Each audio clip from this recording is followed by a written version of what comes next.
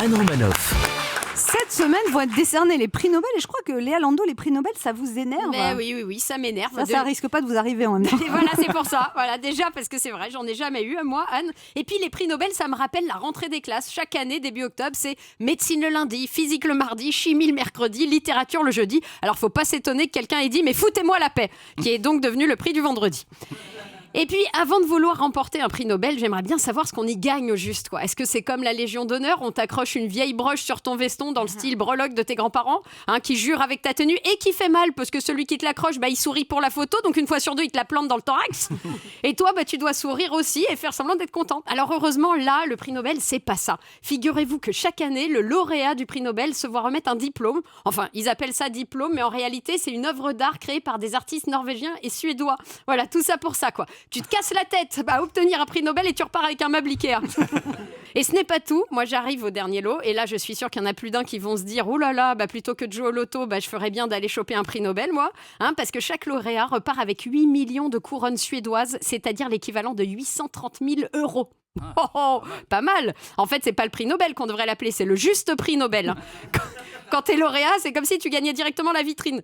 Alors, je me suis dit qu'il fallait qu'on s'y mette tous autour de la table et je vais vous faire une confidence. Je crois bien qu'on a tous nos chances de remporter chacun un prix Nobel. Ah bon ? Ben oui. Cool. Prix Nobel de chimie, David Azencott. Ah. Bah oui, vu sa coupe de cheveux, on voit bien qu'il aime les expériences. D'accord.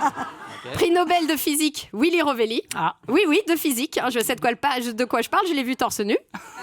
C'est vrai qu'il est bien. Foutu, d'ailleurs, t'as pas un truc à pression, ouais. Oh. Je vous montre un sein, voilà, mais pas deux.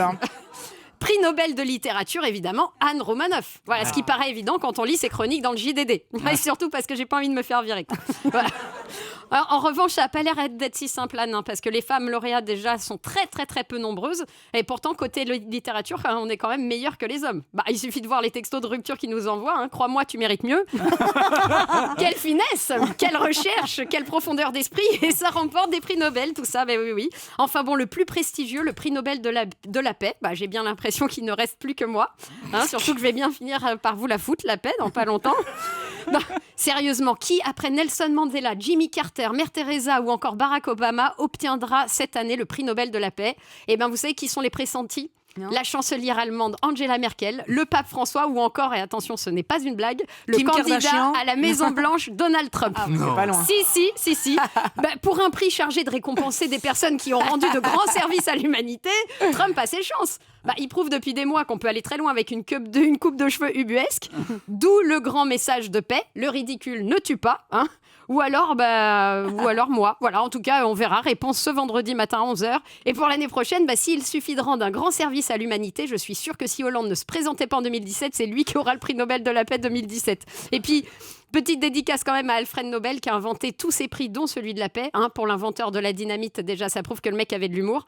Parce que, qu'on se le dise, s'il s'agit donc de récompenser des personnes ayant apporté le plus grand bénéfice à l'humanité, ce sont bien les humoristes qui devraient l'emporter. Parce que sans le rire, ça ferait longtemps qu'on serait déjà tous anéantis.